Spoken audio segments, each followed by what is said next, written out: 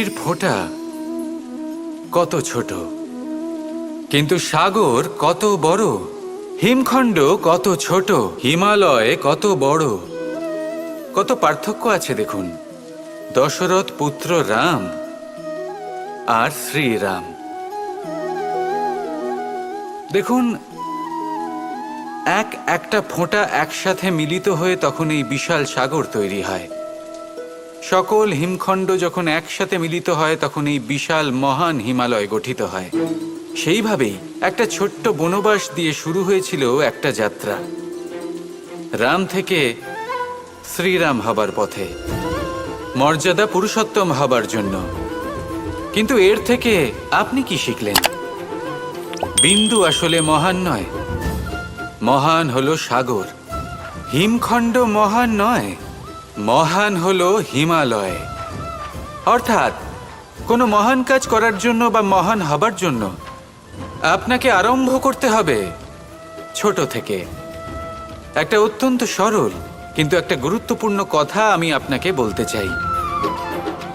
দেখুন, আরম্ভ করার জন্য প্রথমেই আপনার মহান হবার কোনো প্রয়োজন নেই, কিন্তু হ্যাঁ, মহান হবার জন্য প্রথমে আরম্ভ করা অত্যন্ত প্রয়োজনীয়। আপনি যদি শুরুই না করেন তাহলে কখনো মহান হতেই পারবেন না। প্রকৃত নিষ্ঠা দ্বারা আরম্ভ করুন।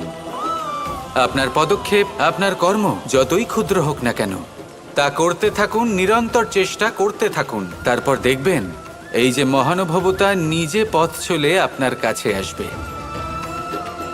তাই আপনি এটাই করুন আর আমার সাথে ভালোবেসে বলুন, রাধা রাধা।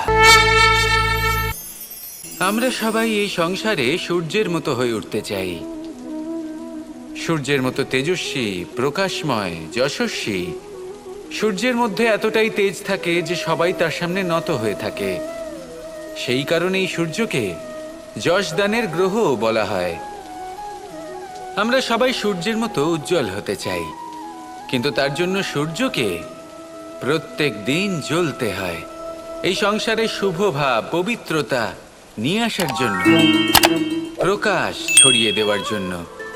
সূর্যকে প্রত্যেক দিন অস্তও যেতে হয়, আবার উদিতও হতে হয়, প্রত্যেক দিন জ্বলতে হয়। সূর্য একদিনের জন্য অবকাশ লাভ করেন না। আর যদি অবকাশ পেতেন তাহলে সূর্যকে আর সূর্য বলা হতো না, তাই না?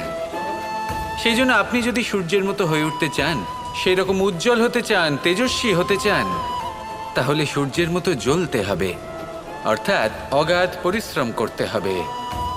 আসুন আমার সাথে ভালোবেসে বলুন, রাধা রাধা। মানুষ যখনই নিজের জীবনে নতুন কিছু করতে যায় তখন ভয়ভীত হয়ে থাকে। ভাবে, যদি আমি অসফল হই তাহলে কি হবে? কে কি ভাববে? কেউ আমাকে দেখে হাসবে কিনা? যদি আমি আমার মতামত দিই তাহলে বলবো, এইসব পরীক্ষার সম্মুখীন হতে কখনো ভয় পাবেন না। কারণ যাই হোক না কেন, পরিণাম দুটোই হতে পারে। একটা হয় আপনি জিতে যাবেন, দ্বিতীয় পরিণাম আপনি হেরে যাবেন। খুব সোজা। যদি জিততে পারেন আপনি সবাইকে নেতৃত্ব দিতে পারবেন, কিন্তু যদি আপনি হেরে যান তাহলে আপনার কাছে সেই অভিজ্ঞতা থাকবে যা দিয়ে আপনি আগামী প্রজন্মের পথপ্রদর্শক হবেন। এবার ভাবুন, এই অভিজ্ঞতা দ্বারা আপনি কাউকে সাহায্য করছেন যা দিয়ে সে নিজের স্বপ্ন পূরণ করতে পারবে। খুব পুণ্যের বিষয় এটা। একটা সহজ কথা জেনে রাখুন, জয় হোক বা পরাজয়, দুটো একই দিকে নিয়ে যায়, আর সেটা হলো জয়ের দিকে। শুধু নিজের দৃষ্টিভঙ্গি শুভ করে তুলুন, আর নিজের পরীক্ষাগুলিকে সীমিত করে তুলবেন না। নিজের এই সীমাগুলিকে আহ্বান জানান, নিজের ব্যক্তিত্বকে বিশাল করে তুলুন, শক্তিশালী করে তুলুন। আর আমার সাথে ভালোবেসে বলুন, রাধা রাধা। জীবনে শিখরে পৌঁছানোর জন্য মানুষের কি প্রয়োজন হয়ে থাকে? সিঁড়ির। কিন্তু তাও প্রত্যেক মানুষ, প্রত্যেক ব্যক্তি শিখরে পৌঁছতে পারেন না। এর কারণ কি? কারণ একটা হতে পারে যে মানুষ কল্পনা করতে থাকেন কিন্তু সিঁড়ি খুঁজে পান না। কিছু মানুষ খুঁজে নেন কিন্তু তা পেয়ে এতটাই প্রসন্ন হয়ে যান যে তারপর আর কোনো কর্মই করেন না। খুব সোজা ব্যাপার। অনেক মানুষ সিঁড়ি খুঁজে পান না, আর যদি পেয়েও যান তাও যতক্ষণ না তাতে চড়ছেন সেই শিখরে পৌঁছবেন কি করে? যতক্ষণ না আপনি পরিশ্রম করছেন, যতক্ষণ না সেই সিঁড়িতে আপনি চড়ছেন, যতক্ষণ না ক্লান্ত হচ্ছেন, আপনার পায়ে হাঁটুতে ব্যথা না হচ্ছে, ততক্ষণ এই শিখরে পৌঁছানোর সৌভাগ্য লাভ করতে পারবেন না। তাহলে কল্পনার সাথে কর্ম করুন, পরিকল্পনার সাথে পরিশ্রম করুন, সব কিছু পাবেন। আসুন আমার সাথে ভালোবেসে বলুন, রাধা রাধা।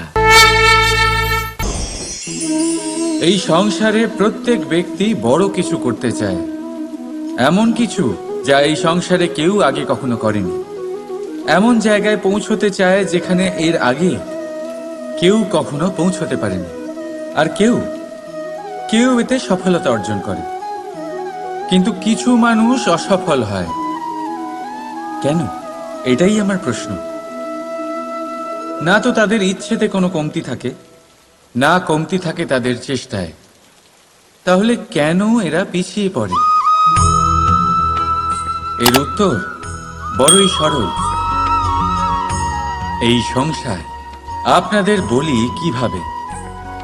আপনারা সকলে সংসারে মহান কাজ করতে চান, সেই মান, সেই সম্মান পেতে চান যা এর আগে কেউ কখনো পায়নি। কিন্তু আপনার সমস্যা এটাও যে এই কাজে সংসার আপনার সাথে থাকছে না। বড়ই অদ্ভুত ব্যাপার। দেখুন, ভুলে যান গোটা সংসারকে, জীবনে একা একা এগিয়ে চলুন। গঙ্গোত্রী থেকে যখন একটি জলের ফোঁটা বেরোয় তখন সেটা শুধু এক বিন্দু জল। তারপরে যখন সে তার যাত্রা শুরু করে অন্য জলের ফোঁটার সাথে মিশে, তখন সে স্রোতে পরিণত হয়, গঙ্গাতে পরিণত হয়। যদি আপনি জীবনে এগোতে চান তাহলে একলা এগোতে শিখুন, নির্ভীক হয়ে, সাহসের সাথে, ধনাত্মক চিন্তা নিয়ে জীবনে এগিয়ে চলুন, একা এগিয়ে চলুন। আর দেখবেন সেই মান, সেই সম্মান আপনার জন্যই অপেক্ষা করে আছে। রাধা রাধা। স্বপ্ন। প্রত্যেক মানুষ স্বপ্ন দেখে, আর প্রত্যেক মানুষ এই আশাও করে যে তার স্বপ্ন পূরণ হোক।